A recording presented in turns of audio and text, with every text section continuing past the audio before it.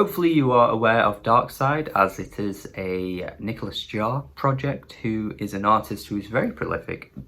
Definitely one of the most innovative and creative artists in the electronic world, in my opinion, at the moment. I've done a video ranking his discography. It seems as though his discography is ever changing, ever growing. He is constantly putting out projects. So in a few years, that ranking will probably become dated, as he will have dropped like 3 more albums, probably. I mean, come on, man. The man dropped 2 solo albums last year. He dropped an Against All Logic album in the same year, and then we have a Darkside album this year, which is not just Nicholas Jar, of course. We do have to, you know, praise Dave Harrington for his contribution to this project as well. Definitely adds a unique dynamic to what you'd usually expect from Nicholas Jar's music. I think it's pretty safe to say that this album, or even the 2013 album Psychic, doesn't really sound like anything Nicholas has been doing in any of his other projects. So you've got to respect the versatility. Been sitting with this album for quite some time, actually. It wasn't something that was initially easy to sort of digest. It was certainly an album that I have to shout out my good friend Josh for pointing out, as they said that, you know, it's a very slippery album. You don't really grasp it. And even with many listens later, I still feel like grasping this album is incredibly tricky, you know. Did anyone ever watch Blue's Clues when they were a kid, and there were those like 2 pieces of soap that kind of like went whoosh, whoosh, whoosh in the sink, and they'd always help the guy get the clues and stuff? This album is like that, except there are no clues. There are no clues in Nicholas Jar's world.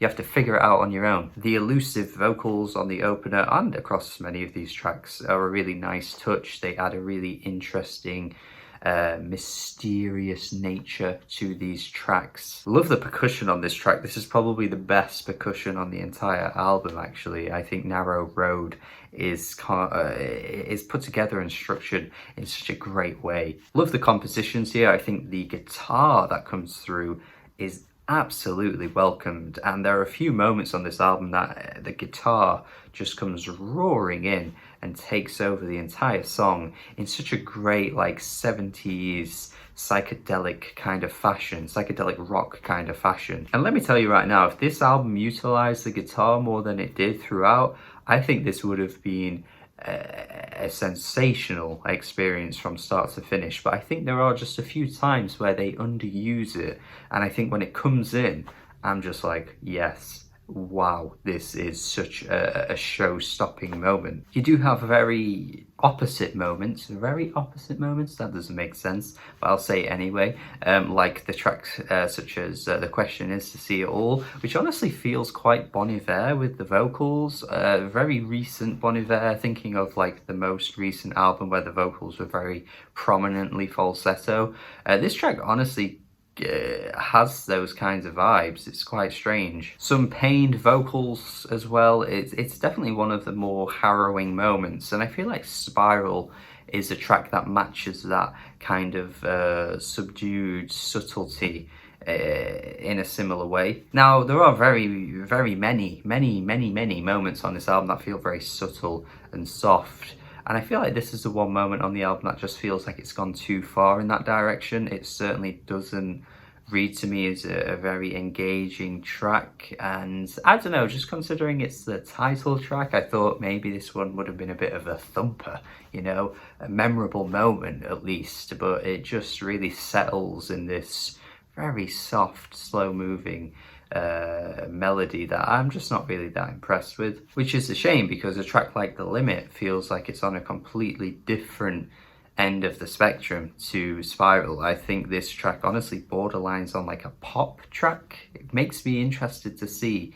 what Nicholas Jar and, you know, Dave Harrington would sound like if they just tried to make a pop song. You know, I feel like the artists like this, when they try to go in that direction, are really good at doing it. Reminds me in a similar way of like Sam Gellatry earlier in the year, doing more pop leaning stuff, and he'd spent the past few years doing, you know, wonky IDM type stuff, it's a similar kind of thing where it just feels like it's a transition into something completely new. Great melody is just so memorable on this one. The way the vocals line up so well as well with the track, it's great. The falsetto here is so welcomed and is so on point. Liberty Bell springs back into action from the track Spiral. I know I'm going a bit all over the place with the track listing here, but I did want to mention how this track is such a great transition because it's a night and day shift. This one just really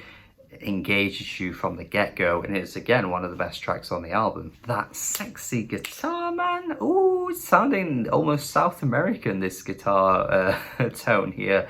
It's great. Again, with the guitar coming through, just wanted to hear more of this. Lawmaker into I'm the Echo is a very swift transition as well. Really great slow building melody that comes through to kind of go into I'm the Echo, and then it's got this very Krautrock inspired instrumental, again just really utilizing all their influences on these tracks in quite an experimental and unique way. It always feels like they're expanding upon one idea within one song, and sometimes it takes a bit of a while to get there, but I think the payoff is often very nice on some of these tracks. Inside Is Out There should really develop quicker though. It's got a very enticing and psychedelic melody to begin with. It really lures you in, but it takes like 5 minutes for it to actually change and do something new. So I feel like tracks like this do the opposite of what they can achieve and what they're capable of achieving with these really interesting progressions. But yeah, this one just takes so long, and then you got the vocals like screaming into the void by the end of the track. Could have just brought that in early really and expanded on the idea. The final track, Only Young, is a good way to close things out. The guitar comes through once again. The whirling, swirling guitar is just so fantastic here. Really should have been more prominent on the entire song and not just a section of the song. Once again, you can see they're playing around with things here. It just feels like a lot of this album is just them transitioning into something new. Like they're just playing with different ideas, playing with different sounds, throwing in things that might be completely new to what they've done before, and just seeing exactly what they can make work. But I feel like if they develop some of these ideas onto the next album, I think that would be the one that really brings it home, because tracks like The Limit are just so stellar, and you know, Liberty Bell, Narrow Road, Only Young, they are really good tracks, and I think overall this is a really good album. But I just think there were some moments that I was just like, if this blossomed, this could have been absolutely amazing, but it just never quite gets there, I don't think. Still though, 7 out of 10 from me. A really good album, another good addition to the Nicholas Jar catalogue. Honestly, he just really doesn't miss at this point. And yeah, there's definitely some tracks I think are absolutely worthwhile and could even end up being favourites of the year for me. So yeah, definitely worth your time. A really interesting listen.